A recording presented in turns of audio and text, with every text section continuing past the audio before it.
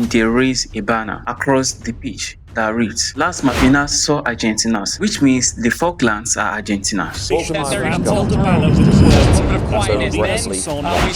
FIFA has rules against exactly this kind of thing. Political banners inside the stadium can get a team sanction. This island chain, 300 miles off the coast of Argentina, has been showing up on football pitches for over 40 years. Yes, for over 40 years. When during celebrations, fans held a banner with the words, "Las Malvinas son Argentinas." Why are the wealth of windspread islands with about 3,500 people keep ending up at the center of the world's biggest spots?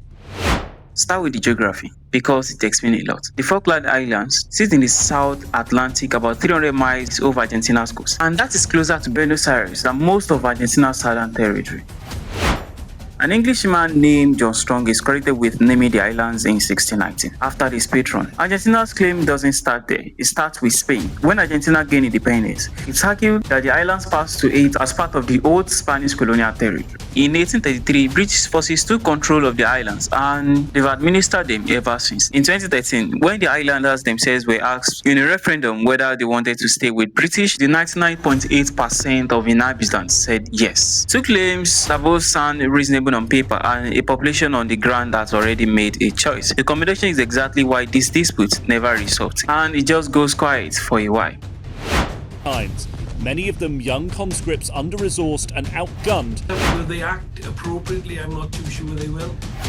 In April 1982, Argentina, run by a military government at the time, invaded and seized the island, trying to force the sovereignty question once and for all. Britain sent a naval task force nearly 8,000 miles across the Atlantic. For 74 days, the two countries fought. 655 Argentine service members were dead, along with 255 British. Britain retook the islands. The Argentina's military government humiliated and collapsed within a year. So we can see that this is not an ancient history to Argentina, it is a living memory. As one Argentine historian puts it, there is barely a person in the country who doesn't feel it on some level that the islands belong to Argentina. The banner from this year's semi-final wasn't the first. In 1986, Argentina met England. That match produced maybe the single most famous, most controversial goal in football history, and we all remember this. 6 minutes into the second half, Maradona rose for a header and pushed the ball into the net with his fist instead. That's where the ball came from Hodge. Maradona had continued the run forward.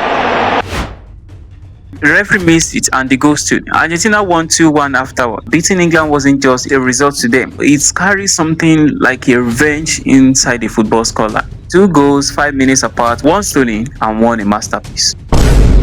Which brings the story back to this year. England and Argentina hadn't met at the World Cup since 2002. When the draw put them in the same semi-final this July, the build-up carried weight for weeks. England's coach said outright that Argentina's players are driving by history. It was a great deal to them.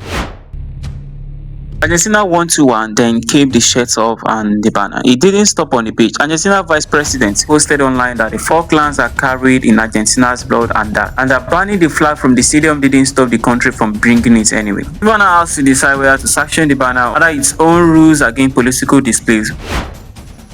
They are very small, about 3,500 people, sheep outnumbering humans by a wide margin. Sitting in one of the most remote corners of the planet. In 2026, they were a banner headed by a team of shirtless World Cup finalists. 45 years of grief packed into 6 words. The football pitch didn't create this tension because for one country, this was never just really about the game.